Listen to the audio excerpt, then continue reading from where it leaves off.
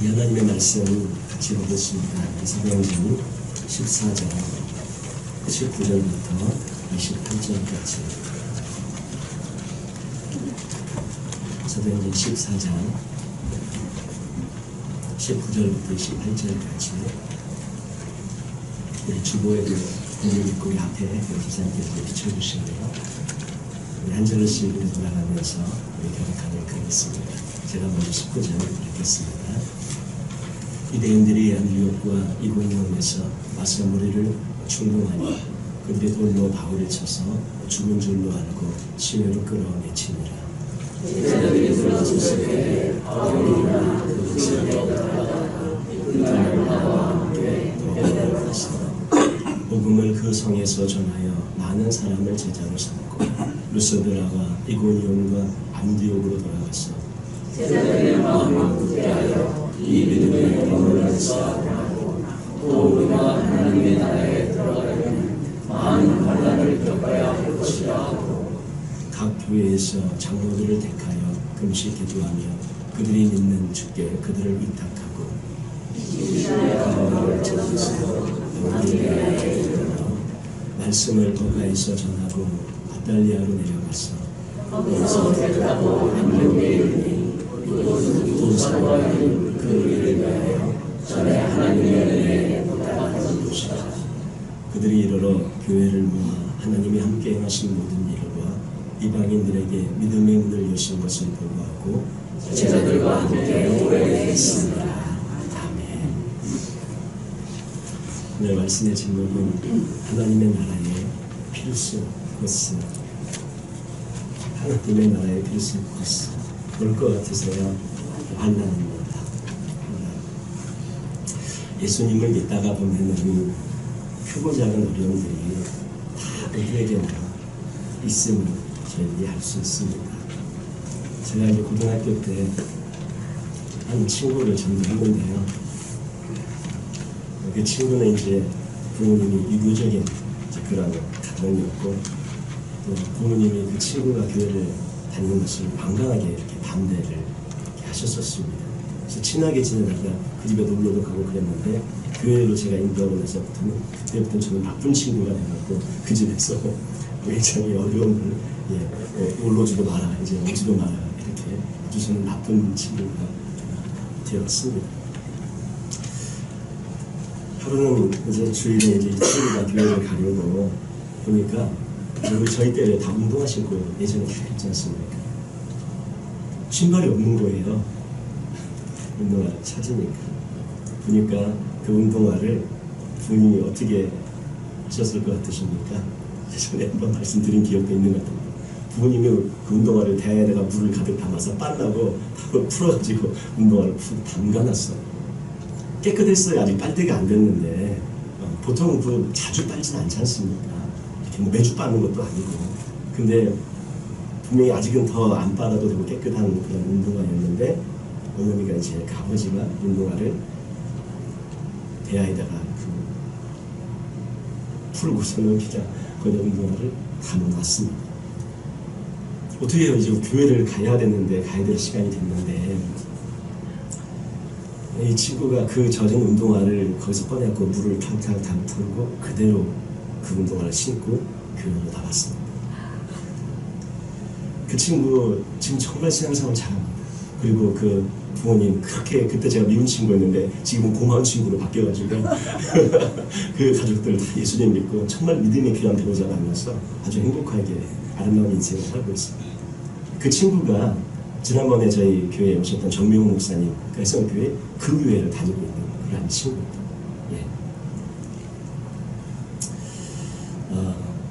목사님이 그런 게 아니고 그 목사님 교회에 제 친구가 다니는데 그 친구가 그 교회에 출세를 하고 있다는 것이죠. 이렇게 크고 작은 어려움과 고통이 우리 모든 성도님들에게는 아마 다 있을 것입니다. 그래도 저희 끝까지 예수를 믿으면서 가시는 저희 모두가 되시기를 바랍니다. 본문은 저희가 보면 이 바울과 바나바가 이제 1차 세계 전도 여행을 이렇게 다 돌아가면서 마무리하는 그러한 시점에 들어가게 되어지는데 거기에서 이 바울과 바나바의 복음 사역을 못마땅하게 여겼던 그런 유대인들이 루스드라까지 쫓아와서 무리를 선동해서 바울을 돌로 쳐서 그렇게 했던 그런 본문의 사건이 지금 벌어지고 있는 그러한 부분입니다. 19절에 보니까 유대인들이 안디옥과 이고니온에서 와서 무리를 충돌하니 그들이 돌로 바울을 쳐서 죽은 줄로 알고, 이렇게 돌로 쳐서 죽은 줄로 알고, 유대인들이 돌을 쳤어요. 돌을 집어 던져 바울에게 던졌는데 뭐 죽은 척 한다고 이게 죽은 줄 알겠습니까? 완전히 기절하고 거의 죽은 거죠. 죽은 척 하는 건 알잖아요. 이렇게 그걸 끌고 갔는데, 끌어내쳤는데 죽은 척 한다고 넘어갈 수 있는 그런 게 아니라 완전히 거의 죽었고 거의 기절했고 완전히 거의 죽다시피 한 그런 상황이 되어진 것입니다. 아마 바울이 자기가 이렇게 돌에 맞으면서 예전에 스데반 집사님 돌에 맞아 죽을 때 자기가 그 앞에서 증인 서고 돌 던지고 자기도 그 앞장서지 않았습니까? 그때 주님, 스데반 집사님도 이렇게 아팠겠군요. 이렇게 힘들었겠군요. 주님, 저의 죄를 용서해 주세요. 그러면서 돌을 한번 맞았습니다. 주님, 제가 이 자리에서 가는 겁니까? 그러면 주님, 저희 원에 받아달라고 그렇게 주의 앞에 기도하면서 그 돌이 쏟아지는 곳에서 그 돌을 맞았을 것입니다. 완전히 죽은 줄 알고 바울도 자신도 이제 기억을 잃고 기절했으니 모르죠. 그런 상태에 처해지게 됐는데 바울이 전에 말씀드린 것처럼 박해하던 그런 자리에서 박해받는 하나님의 위대한 사람으로 바뀌어지게 되어졌습니다. 죽은 척 하는 게 아니라 완전히 죽은 거예요. 기절해서 완전히 쓰러진 거예요. 그래서 사람들이 끌고 가도 모를 정도로 끌어내쳐 성 밖으로 끌고 내쳤는데 이 제자들이 둘러섰을 때 바울이 이제 일어나게 되어집니다. 주님께서 일으켜 주신 것이죠. 죽음의 문턱까지 간 바울을 주님께서 아니다. 너는 아직 지금 오면 안 된다. 너는 이방인을 위하여 택한 나의 그릇이기 때문에 복음을 더 전해야 될 사명이 있기 때문에 아직 죽을 수 없다. 너는 사명이 있는 자. 여러분, 우리에게 사명이 있을 때 죽을 수 없다는 것을 믿으시기 바랍니다. 오래 살고 싶으시면 사명 붙여보세요. 죽어도 살려주셔요. 왜? 해야 될 일이 있으니까. 여러분, 교회에서 섬기는 아주 작은 쓰레기 하나 줍는 것, 그거 하나 무슨 청소하는 것, 아니 무슨 설거지, 이 하나도 사명인 줄 알고 그거 붙잡고 주님, 제가 주일날 가서 설거지 해야 됩니다. 저 살려주십시오. 그러면 살아날 줄로 믿습니다. 사명은 그런 거예요. 주님 앞에 내가 그 사명을 붙잡고 갈 때 하나님께서 죽은 자도 바울 일으키신 것처럼 우리는 하나님의 은총원의 삶을 살게 되는 저희 모두가 될 줄 믿습니다. 바울이 일어나가지고 얼마나, 이 바울을 보세요. 바울이 일어나서 자기를 돌로 친 사람들이 있는 그 성에 다시 들어갑니다. 20절 보세요. 제자들이 둘러섰을 때 바울이 일어나 어디로 가요? 그 성에 들어갑니다.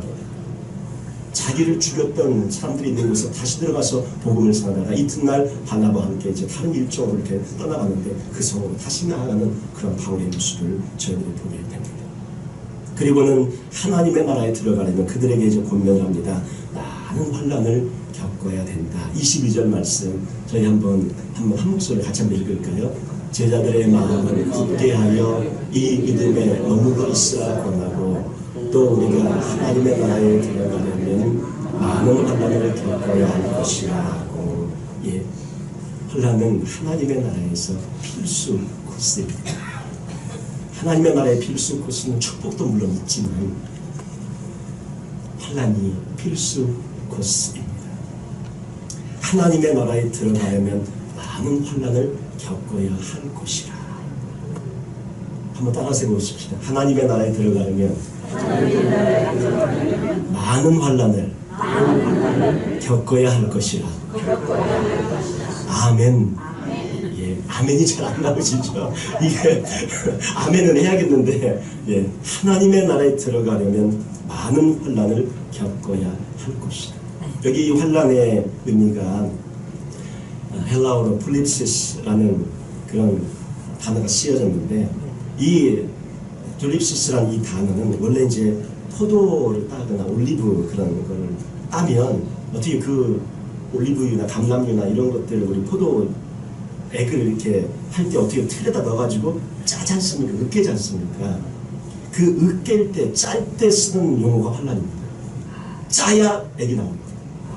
환란이 있어야 하나님의 나라에 들어가고 환란이 있어야 하나님의 사람으로 성숙하게 세워져 간다는 것입니다. 그러니까 집어넣고 아무것도 안 하면 이게 나오지가 않아요. 기름이 나와야 되는데 그럼 어떻게 쥐어짜야죠, 부셔야죠, 으깨야죠.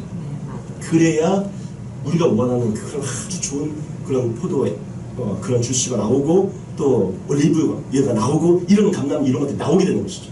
틀에 가서 짜는 것 바로 그것이 환란이에요. 그래서 하나님의 백성들, 하나님의 나라에 들어간 저희들은 주님께서 반드시 필수로 환란을 주셔. 왜? 정금 같은 믿음으로 나오기 위해서. 믿으시면 안 가시기 바랍니다. 예. 그리고 또 하나의 의미는 무엇이냐면 알곡과 결을 우리 예전에 저 시골 살 때 이렇게 무슨 복주먹 되고 이렇게 막 이렇게 기억나시니까 저희가 많이 봤는데 시골에 키죠 키. 예.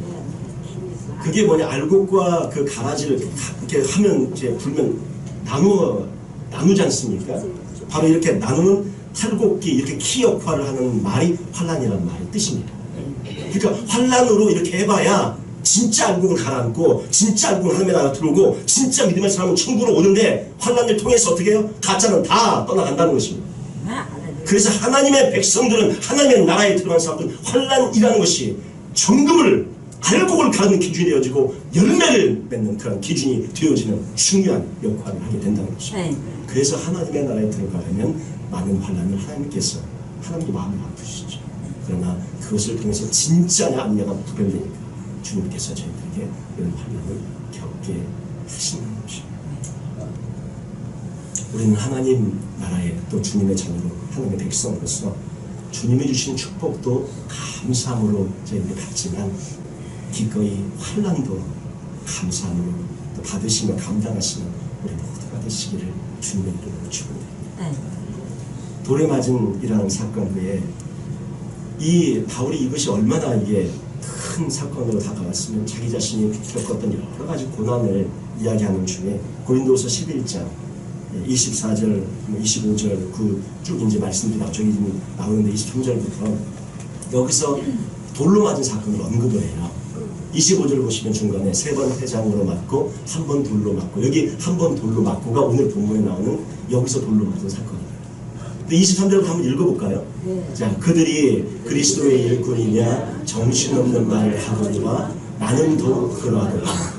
내가 수고를 넘치도록 하고 옥에 갇히기도 더 많이 하고 매도 수없이 맞고 여러 번 죽을 뻔하였으니 유대인들에게 40에서 하나 감한 매를 5번 맞았으며 3번 태장으로 맞고 1번 돌로 맞고 3번 파손하고 일주일을 깊은 바다에서 지냈으니, 이어서 읽겠습니다.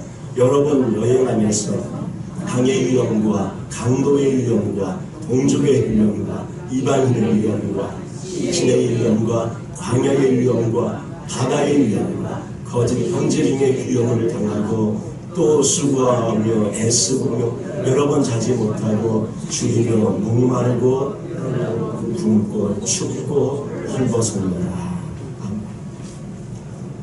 바울이 그 지금 내가 이렇게 고생했다, 나 알아줘라 이러려고 쓴 거 아니에요.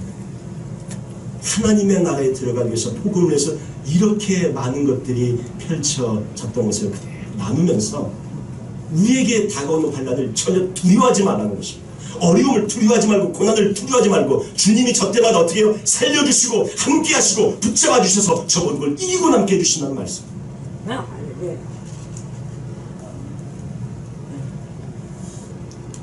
주님께서 저희들을 이렇게 붙잡아 주시고 인도해 주신 그런 은혜 가운데 저희들이 살고 있는 줄 믿습니다. 바울은 이런 어떤 육체적인 이런 고난 외에 또 개인적인 육체적인 어떤 그런 외적인 고난 외에 안에 이렇게 어려움이 있었어요. 보통 이제 성경학자들이 너무 자고하지 않게 하려고 그에게 육체 가시를 주었다고 하는데 그것을 정확히 무엇인지는 모릅니다. 성경학자들이 안질이라고 간질이라고 얘기를 하는데, 우리 고린도후서 12장 7절 말씀 보시면 한번 같이 한번 읽어볼까요? 여러 계시를 받은 것이 지극히 크므로 너무 자만하지 않게 하시려고 내 육체에 가시 곧 사탄의 사자를 주셨으니 이는 나를 쳐서 너무 자만하지 않게 하려 하시느라. 예. 너무 받은 은혜가 컸고 계시가 컸고 깊은 세계에 들어갔어요. 그러니 교만할 만하죠. 남들보다 어깨 하나 머리 하나 더 위에 있으니 얼마나 그렇겠습니까? 그러다 보니까 자기도 모르게 교만하게 뭐 얘기만 하면 나는 이런 걸 체험했어, 얘기하다 보면 교만하게 되는 거예요. 다는 모르니까 자꾸. 그래서 어떻게 해요? 계시를 받은 것이 지극히 크고 은혜를 받은 것이 지극히 크고 주님의 세계에 깊이 들어갔기 때문에 자만하지 않게 하시려고 사자를 주셔서, 사탄의 사자 가시를 주어서 너무 자만하지 않게 하십니다. 그 가시가 이제 질병으로 저희들이 보는데 정확히 무엇인지는 알 수가 없어요. 안질 아니면 간질. 평생 가지고 살았습니다. 그래서 평생 아프면서 살았어요. 참 안타까운 게 다른 사람은 바울의 손수건만 가져가도 어떻게 해요? 그 손수건만 덮어도 낫고 치유받는 그런 은혜의 역사가 있었는데 정작 바울 자신은 자기 병도 못 고치고 자기 아픈 것도 못 낫게 하는 그런 삶을 살았던 것이죠. 다른 사람은 하나님의 나라를 전해서 자유케 하고 병도 고쳐주고 치유케 했지만 정작 자신은 평생 고난을 겪었고 평생 아픈 채로 살았어요. 그 아픔이 떠나지 않았어요. 그 아픈 그런 것들이 치유되지 않고 평생 아프면서 살았다는 것입니다. 그래서 주님께 3번이나 기도를 하죠. 주님 좀 고쳐주십시오. 좀 낫게 해주십시오. 그게 이제 8절부터 나오는 말씀인데, 이것이 내게서 떠나가게 하기 위하여 내가 3번 주께 간구하였더니, 바울이 3번이나 기도했어요. 하나님의 사람들. 그래서 3번 기도했을 때 주님의 응답은 무엇이냐면, 어떻게 주님이 그러니까 치유해 주겠다 그러시면 너무 좋겠는데 주님이 전혀 다른 말씀을 하십니다. 우리 9절 10절 한 목소리 한번 같이 한번 읽어볼까요? 나에게 이르시기를 내 은혜가 내게 족하다. 이는 내 능력이 약한 것이 하시리라. 그러므로 도리어 크게 기뻐하며 나의 여러 약한 것들에 대하여 자랑하니 이는 그리스도의 능력이 내게 머물게 하려 합니다. 그러므로 내가 그리스도를 위하여 약한 것들과 능력과 궁핍과 박해와 곤고를 기뻐하니 이는 내가 약한 그때에 강함이라. 3번이나 고쳐달라고 기도하는데 얼마나 간절히 기도하면서 내가 달렸겠어요. 근데 주님의 응답은 NO 였습니다. 3번 고쳐주십시오. 주님의 응답은 안 돼, NO 였습니다. 내가 너에게 병을 고쳐주지 않아도 그대로 아픈 채로 네가 평생을 살아도 이미 내가 너에게 베푼 은혜가 너무 커서 너 그대로 살아도 좋아. 이런 응답을 우리가 받았다면 얼마나 힘이 드시겠어요. 기도했는데 주님이 NO! 그래서 아픈 채로 평생 살아 그러시면 어쩌시겠습니까? 참 힘들 것 같아요. 저 같아도 뭐가 어디가 아픈데 주님 좀 고쳐주시면 좋겠습니다 기도했는데 주님이 NO! 평생 아픈 채로 살아. 그러면 막 억장이 무너질 것 같아요. 주님 서럽고 주님 위해서 이렇게 한평생 사는데 그나마 그것도 안 해주시면 얼마나 마음이 서럽고 억장이 무너지겠습니까? 근데 바울은 이 말씀을 듣고 어떻게 합니까? 기뻐하노니, 크게 기뻐합니다. 9절도 기뻐함으로 10절도 기뻐하노니, 두 구절, 두 말씀이 두 구절에 다 기뻐함으로 기뻐하노니가 들어가 있어요. 이게 기뻤던 거예요. 이게 기쁠 일입니까? 이게 영적인 경지를 저희와는 레벨이 다른 바울의 모습을 보여줘요. 저희에게는 기쁠 일이 아닌데 이게 바울에게는 기쁠 일이었어요. 그리고 바울이 깨닫습니다. 어떻게까지 더 들어갑니까? 자신의 약한 것들에 대하여 자랑하기를 시작하는데, 약한 것이 약한 것, 좀 약한 건 하나가 아니고 9절에 보세요. 나의 여러 약한 것들로 나옵니다. 복수로 나와요. 하나만이었으면 모르겠는데 여러 약한 것들로 많은 것들이 있었다는 것을 보여주고 있어요. 질병 말고도 더 약한 것이 있었다는 것입니다. 그런데도 주님은 고쳐주지 않고 말씀을 합니다.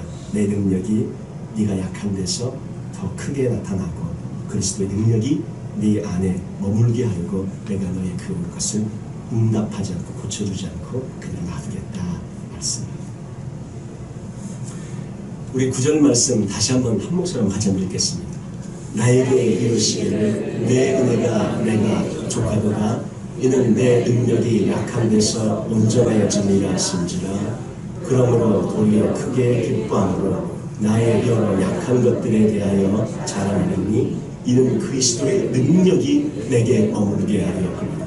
그리스도의 능력이 내게 머무르게 하려 합니다. 약한 만큼 주님을 의지하니까, 100% 약하면 주님을 100% 의지하니까, 100% 주님이 도와주셔야 하니까 약한 만큼 주님이 역사하시는 것이 훨씬 큰 것입니다. 주님 아니면 저 죽어.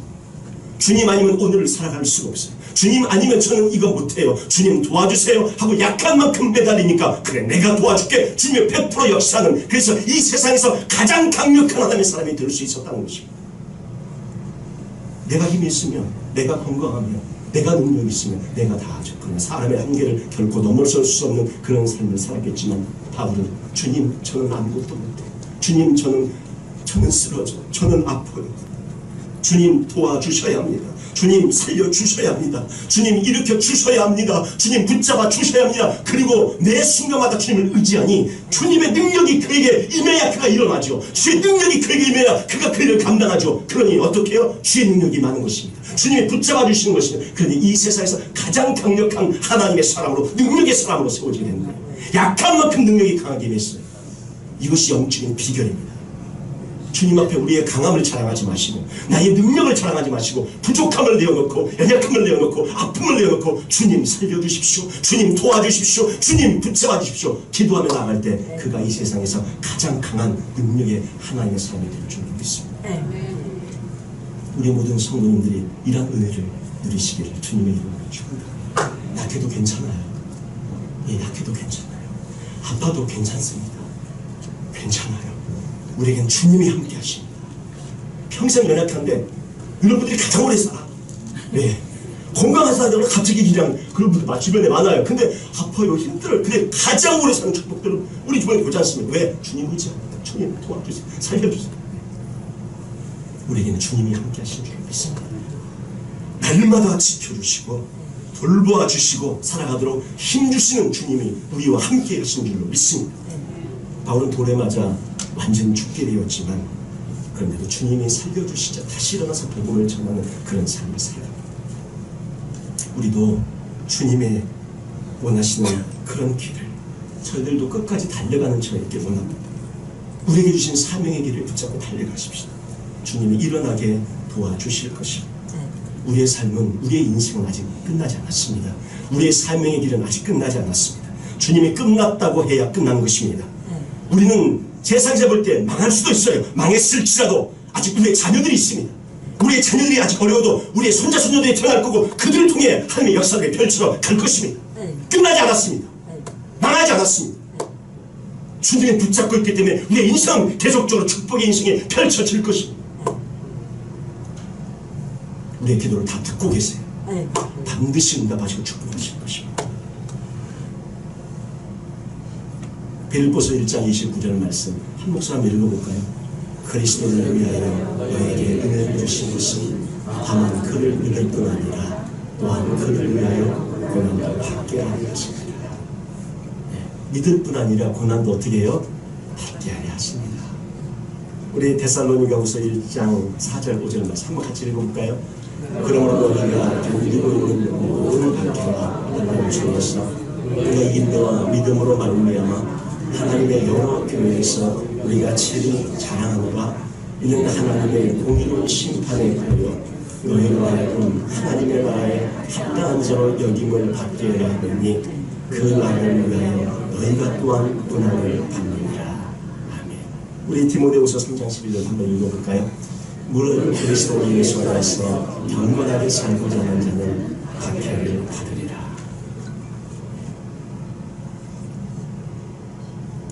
로마서 8장 18절에 이렇게 말합니다. 생각하건대 현재의 공은 장차 우리에게 나타날 영광과 좋게 비교할 수 없다. 하나님 나라를 가는 길에 환난이 있습니다. 반드시 열매를 맺어지고 그 감람류 올리브가 나오게 하시는 환난이 있습니다. 그리고 알곡과 쭉정이를 가리기 위해서는 반드시 그 환난이 그 역할을 해서 우리가 알곡임을 증명해내기 위해서 환난이 있습니다. 그 그 환난을 믿음으로 감당하시는 우리 모두가 되시길 바랍니다. 누구나 다 있어요. 다 말 못할 사정과 상황이 누구나 다 있어요. 오늘 아마 이렇게 말씀을 한번 해보시라 그러고 이렇게 기회를 드리면 아마 몇 날 며칠을 새도 다 못하죠. 한 분 한 분마다 얼마나 그렇게 사연마다 아픔과 눈물의 사연이 많아요. 책으로 쓰신다고 몇 권 쓰시고 우리 다 있어요. 우리 옆에 분 보시면서 잘 견뎠어. 한번 우리 손 잡아주시면서 한번 축복해 주시기 바랍니다. 잘 견뎠어. 예, 잘 견뎠어. 예. 조금만 더 참자. 다시 한번 조금만 더 참자. 조금만 더 참자. 못 참아.